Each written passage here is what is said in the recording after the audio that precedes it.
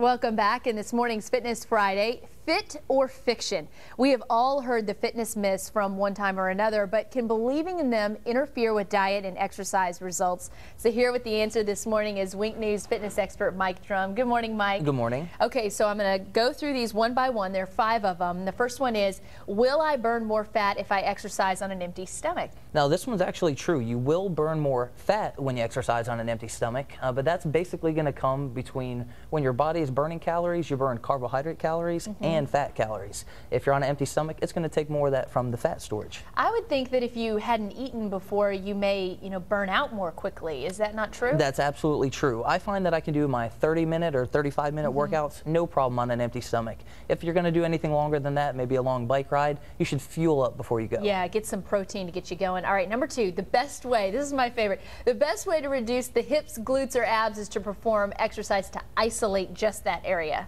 Now this one couldn't be more false. It's physiologically impossible to spot reduce. Yeah. So if you choose a part on your body that you want to continuously exercise and think it's going to get smaller, it's not going to happen. You're actually doing the reverse. You're building muscle, so by doing all those abdominal exercises, those ab muscles are going to grow. Right, so you just need to work out the total body because there's no way you really... There's no shortcuts. Right, to lose weight just in the gluteus maximus. All right, number 3, can muscle really turn to fat?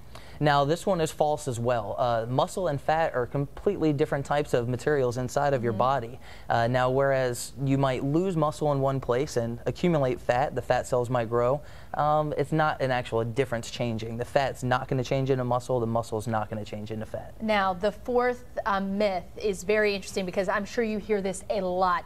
A woman will get muscles as big as a guy if she lifts heavier weights. Now this one I hear a lot, but it's absolutely false as well. This one never seems to die. The big difference here is testosterone production.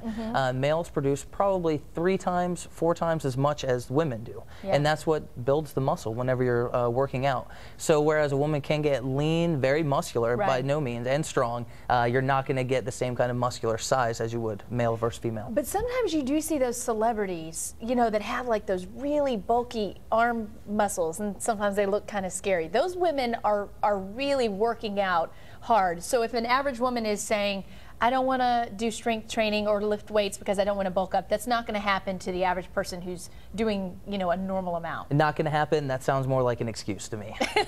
Oh, you got me on that one. Okay. And the 5th myth is, if you gain muscle, you will weigh more. Is that true or false? That one's going to be true. A pound of muscle is going to weigh the same as a pound of fat. The difference is going to be the density. Like I was telling you before during the commercial, that a pound of feathers and a pound of bricks, it's going to weigh the exact same, only the size is going to be the difference. So what you want to focus on is the composition of body fat and lean muscle mass. You can do that several ways with body fat tests, hydrostatic tests. You can also do impedance tests, all to measure the ratio of body fat to lean muscle mass. And also kind of a test that a lot of women like to do is, do I fit into those skinny jeans? Sure. If the jeans feel better, then you are losing. You're going in the right weight. direction. Exactly. Mike, thanks so much. We'll be right back. You're watching Wink News Now this morning on 6 TV.